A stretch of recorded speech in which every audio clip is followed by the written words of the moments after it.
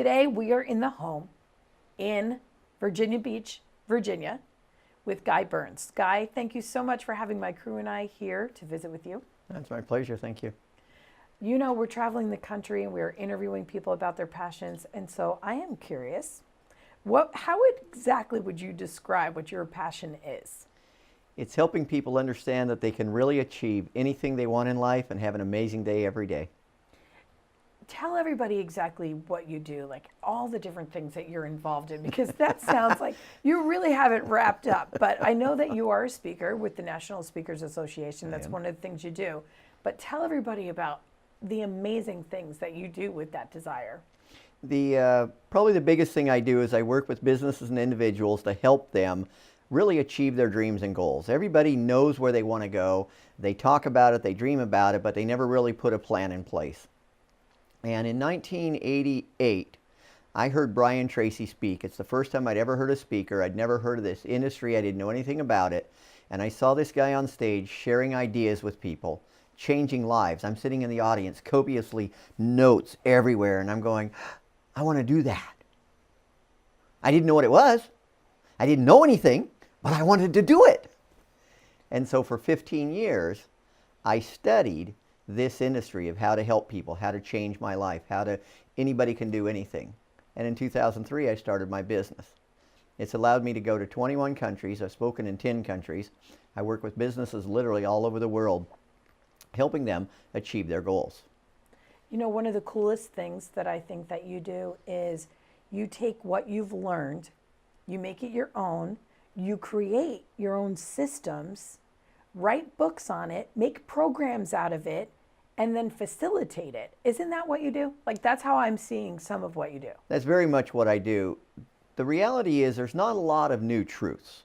The truth is the truth is the truth. I probably teach things that Socrates taught. I teach things that Jesus spoke about. Love your neighbor, treat others well. A lot of the things that I teach are the truth. People need them in bite-sized encapsulations where they can take it and apply it. And that's the biggest thing that I really do with my programs. As you said, when I facilitate a program, whether it's a one-day training class or whether it is a coaching program where I go into a business several months in a row and work with a team, is really getting the people to apply it. Because understanding it is one thing. It's easy to say, oh, that's a great idea. The program that I work with most is called Present Positive, Productive, and Persistent. If everybody will be present and keep their head in the game every day, wherever you are, be there. If you're at home, be there for your family. If you're at work and whatever you're doing, stay focused. Just be where you are. The next one is to be positive. Stuff's going to happen. You're going to get flat tires, coworkers are going to let you down, customers are going to let you down, things are going to happen. Might as well have a great attitude because it's going to happen either way. The next one is be productive. The world pays for value. When you add value to something, whether you're a sports star, whether you're somebody who works in a grocery store or whatever job it is, if you add value to the world, you start getting compensated for it. And then be persistent. You can have the first three. You can have a good attitude sometimes. You can work hard sometimes. You can even keep your head in the game sometimes. But if you don't have that fourth quality of persistence, of keeping on, then you're going to have a lot of challenges with it. So when you stay present, positive, productive, and persistent, all I do is I help people understand they really can have anything they want in their lives if they'll just focus on those and do them every day. You know, I really feel like you and I are about the same thing, which doesn't surprise me because you and I are so similar in other ways. Very similar. But, you know, it is about getting people to act, and it's about getting people to live lives that are more exciting or more meaningful, enriched in some way. And that's what you're saying. You're helping them do that in whatever capacity. Like for you, you're talking about more in the workplace. For like when you go in and train and facilitate, you know, and for me, I'm talking about more bringing a passion that doesn't have to be, you know, tied to a job. But that's what I want people to see so much, is that they can take something that they're interested in, that they're passionate about, that they understand, and turn it into a program, turn it into a business of their own, like you do. I mean, you were telling me your schedule.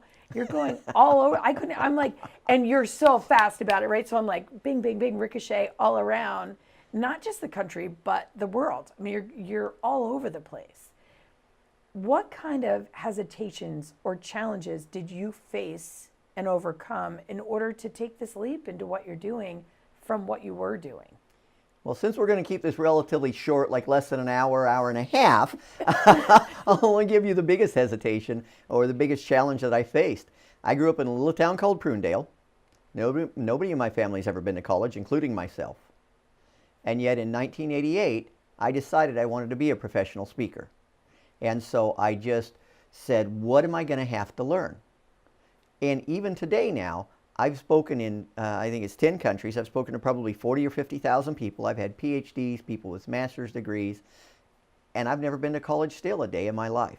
I fly to Australia, I teach in New Zealand, spoken in Malaysia, Italy, Austria. All of these places that I've gone, many, many times, people are much more educated in a book style than I am. But what I've done is everything I've learned, as you said, I've applied it. So when I learn a technique, how can I improve my life? I say affirmations every day, what I want my life to look like. The biggest thing that breaks my heart is for people to say, I can't. I have no business doing what I'm doing. I bungee jump, I skydive, I jet ski, I drive a convertible Mercedes, I ride a motorcycle, I live life to the max. And I shouldn't be doing any of this. A little kid who grew up in a town called Prunedale with 4,000 people in it. Sounds like something straight out of Hee Haw for those of you who are old and know what Hee Haw is. Well, what's funny about that is I just met two people who were in Hee Haw while I was in Nashville, and one of them I interviewed. So why is Hee Haw coming up? All of these overlapping things are creeping me out. You know, I just absolutely believe if you decide to do something, you put your mind to it, you say the words over and over and over again. People become what they talk about and what they think about. That's one of the few beliefs that almost every psychologist, every person that's ever studied self-improvement agrees upon is what we think about, we're drawn towards it. One of my favorite analogies with that is a little child. When you're with think about a time, maybe you've ever been a child, 5, 6 years old, they're learning to ride the bicycle, they're on their little two-wheeler, and the first time they start to take off. And mom or dad lets go, and they're riding down the sidewalk, and mom or dad says, look out for the tree, don't run into the tree, don't hit that tree. Because the child focuses on the tree, the child runs into the tree. And most people talk about what they can't have and why their education is too low, and they're too young, or they're too old, or they're too smart, or they're too dumb, or they're too fat, or they're too thin, or they're too tall, or they're too short, or they're too. Okay. The reality is, I'm living proof that you can do anything. You can have anything that you want as long as you talk positive, you think positive, you act positive, you do what it takes every day to add value, and people will start paying you for it. And I don't work with just businesses. I coach individuals. I've worked with sales teams. I've worked with sales individuals who said, I know I'm right on the cusp. I've story after story of lives that have been changed, and not because I did it. I gave them a few ideas. They knew most of them anyway, but I asked them to act and to believe in themselves.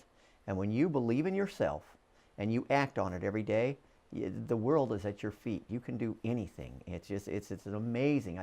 It hurts my heart that people don't live life to the fullest. Most of them wake up, go to a job, and then come home and eat some food and watch TV, and they do it again for 40 years and then die. And I've met people that have never left Kansas. Why? So just live life to the fullest.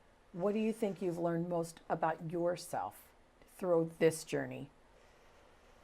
Probably the thing I've learned most about myself is when I find a weakness, I figure out a way to overcome it. I am organizationally challenged. I am not necessarily wonderful at booking everything, doing all the details, keeping all the things in order. So I find that when I have an area that I'm really strong in, I focus on it. An area that I'm weak in, I hire somebody to do it. People say, find your weaknesses and work on them. Why? Why would I work on my organizational skills when I can work on presenting and creating and doing all the things that I was given naturally and pay somebody for that? So I have a virtual assistant that does all of my travel planning, and I have found that if I try to do something that I'm not good at, it frustrates me, it sucks my energy out, and it stops me from doing the things I am good at. Now, I know that you have coming up, and I think it's in the UK, like a 1,200 person, 2-day extravaganza coming up that you're pretty excited about. I'm very excited about it, thank you. Is there a favorite memory that you have from your speaking career? Probably my favorite memory I have from my speaking career, and it's when I was really early on. I was actually an employee working for a company. I used to be a VP of sales, and I did all the training for all the branch managers, the sales team. As vice president of sales, we had several branches, and I would go around and help with the hiring and the training. And I had a couple of guys over a few-year period, and then the same thing with one guy in the UK, that after I worked with them, they reached out to me and said, my life is completely different because you made me focus on what I could do instead of what I couldn't. There is nothing better in the world than to have somebody take what you tell them and actually apply it. And the biggest thing that is hard for a speaker is sharing an idea and having somebody come up and say, that was awesome, and knowing they're never going to do a thing with it. But when you have those rare few that actually apply it and then reach out to you 6 months or a year later and say their life is different because of it, it's not because of what I did.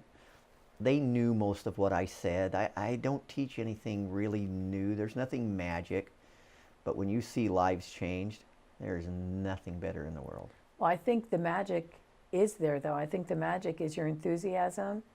I think it's how authentically you want this for them. And I think it's in the delivery. So I think there is magic. Maybe it's a transfer of belief. I go back to my mentors and I thank them, and they say, well, you did it, but I know that because of something they poured into me helped me. And it is a combination, because I've spoken to thousands and I've probably changed dozens of lives, even though I've spoken to thousands of people. So it's a combination. And probably so many more than you know. You may be right. I'm pretty sure I'm right on that. I'm gonna call that mine. Fair enough. So what kind of advice, Guy, can you give my audience about getting out there to pursue a passion? Well, first thing is know what you're really passionate about. I believe that, and this is obviously a really soft number, but I believe less than 5 to 10% of people ever figure out why they're here on the planet. I was fortunate in 1988 when I saw Brian Tracy. I knew that's what I was supposed to do. I didn't know what it was. I didn't know why I was supposed to do it. So first, if you're in a job that you just don't like, stop doing that. Life's this long, then you die. Why not live an amazing life? The years are going to pass anyway. Figure out what you're really passionate about. Second thing is, come up with a plan to get there. I couldn't do it yet. When I saw Brian Tracy in '88, I had no ability to speak. I didn't know anything. I'd just gotten out of the Navy. I was an electrician. So if I could fill a room with thousands of people coming to learn how to be an electrician on a nuclear power plant, I was set. Nobody wants to know that. So I didn't know how to present. I wasn't very good at presenting. I was kind of uncomfortable doing it, and I didn't know anything. I read a statement recently, and I don't remember who it's accredited to, and I wish I did, but it says, don't put off a dream because it's going to take time, because the time's going to pass anyway. I could have said, I don't know anything. It might take me 10 or 15 years to get the skills to become a speaker, so I'm not going to do it. But 10 or 15 years later, I wouldn't have had the skills. So over that period from 1988 to 2003, that 15-year period, I went to every seminar I could. I learned everything I could. And today we have the internet. You can learn at amazing rates. We didn't have the internet. We had cassettes. We had VHS tapes that you had to buy and watch them. And there was no instant access. There was no path to learn. NSA was like relatively new. It was around, but it was still in kind of its infancy. It started in the 70s, and so it wasn't that strong. There was nothing out there. Today, when you have a passion, learn it. Go on YouTube, watch videos, invest in yourself, learn whatever it takes to do, and then go for it. I had to build up. Even when I started my business in '03, I didn't go full time. I didn't have a reputation, I didn't have a client base, but I started. I went and got my business license. I got an LLC, and so woohoo, I'm a speaker. I have no clients, but I'm a speaker now. And so people ask me what it is, and I'm a professional speaker. Who do you speak for? My dog, my wife, my kids. And now you've done how many speeches? Oh, in the last 5, 6, 7 years, I've probably presented over 800 times.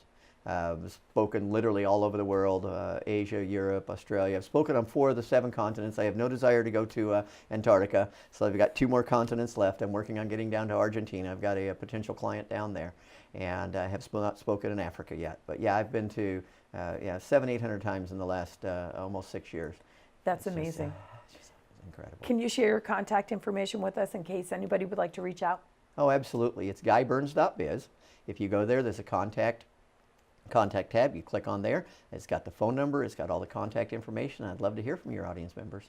Awesome. Thank you so much, Guy. It's a pleasure. Thank you so much. And I talk to you, and I talk to you, and I talk to you, and I talk to you, and we love, and we hate, and we demonstrate. We try to relate. This is my breakthrough. Whoa. Said now, this is my breakthrough. Whoa.